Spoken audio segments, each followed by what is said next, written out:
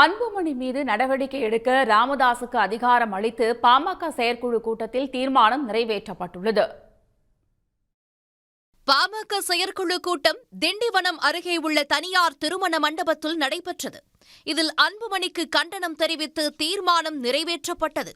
நிறுவன தலைவருக்கு கட்டுப்படாமல் அன்புமணி செயல்படுவது வன்மையாக கண்டிக்கத்தக்கது என்றும், எனவே தனது செயலுக்கு அன்புமணி வருத்தம் தெரிவிக்க வேண்டுமென்றும் வலியுறுத்தப்பட்டது. மேலும் தலைவர் பதவியை மீண்டும் அபகரிக்கும் எண்ணத்தில் கட்சிக்கு களங்கம் விளைவிக்கும் வகையில் அன்புமணி செயல்படுவதாகவும் கண்டனம் தெரிவிக்கப்பட்டது. எந்தவித அதிகாரமும் இல்லாத செயல் தலைவர் பாமக எம்எல்ஏ அருளை நீக்கிய செயல் மிகவும் மோசமானது என்றும் தீர்மானத்தில் தெரிவிக்கப்பட்டது.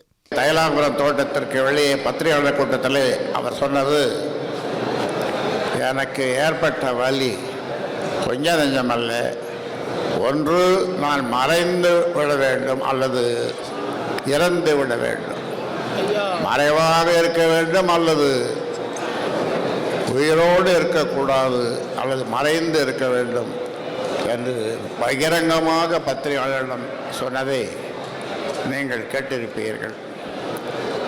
அப்படிப்பட்ட வலியை அவருக்கு கொடுத்தார்கள்.